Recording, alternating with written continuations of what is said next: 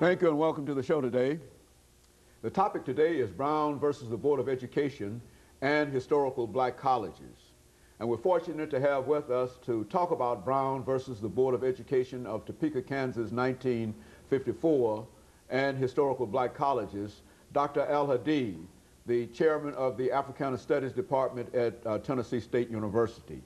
Dr. AAl-Hadid, let me welcome you to the show this morning, and to say up front that it's difficult to introduce you to our audience this morning because they've seen you on so many occasions with so many excellent shows. And what we'd like to do today is to simply continue that tradition. But before we get into Brown versus the Board of Education and historical black colleges, Dr. AAl-Hadid, let's have you to sort of give a capsule of your background in education so that we can devote quite a bit of time to a discussion of Brown versus the Board of Education and the impact that this decision had upon historical black colleges.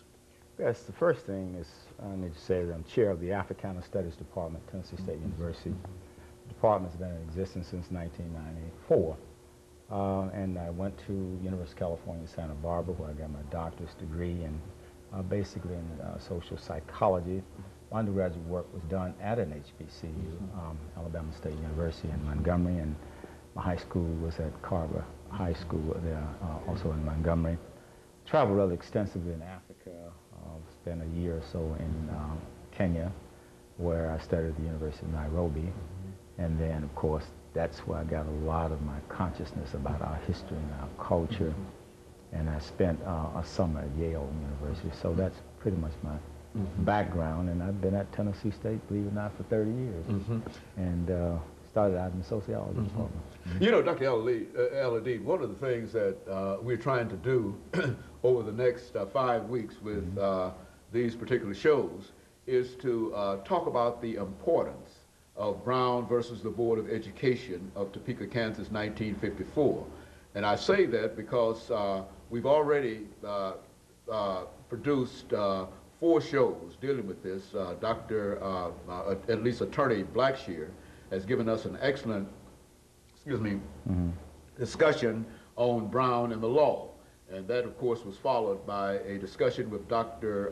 Baldwin and Ms. Wynn dealing with Brown and education in the South. And, of course, that was followed by Brown and diversity in the South, and finally Brown and the Civil Rights Movement, and now Brown and historical black colleges, all indicated the significance of Brown versus the Board of Education. Let's see if we can have you to sort of round this off by talking about Brown and historical black colleges and the related ideas. Well, there are a couple of things I think we need to say.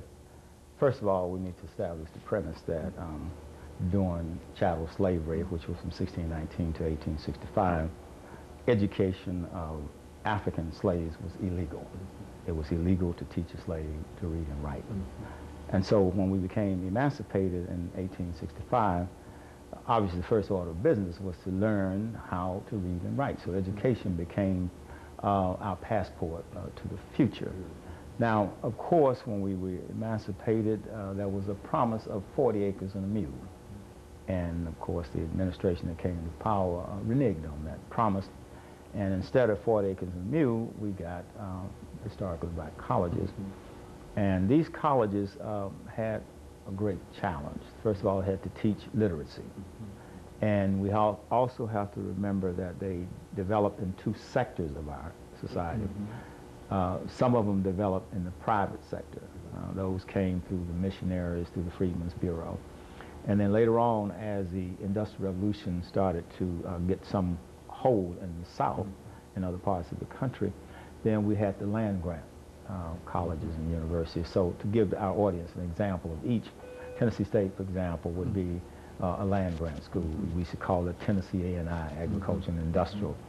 Up the street, Fisk would be an example of one that came through the missionary establishment. And so most of our colleges were either established by missionaries through churches or philanthropy, and the others were established by the state. And so you've established the existence of these institutions of higher education. Well, they were not, talk about the curriculum of some of these these institutions at this particular time. And I say that, Dr. AAl-Hadid, reluctantly, because I think we're just about 25 seconds from the end of this particular segment, and I really don't want you to get involved in talking about that because, as you so well know, I will interrupt you at the appropriate time. But we've got about 16 seconds now. When we come back, I want to make sure that we get into a discussion. We'll have at least 8 minutes on this particular segment to get into a deeper discussion in reference to this. Of course, we'll be back with our audience following this very, very short commercial break.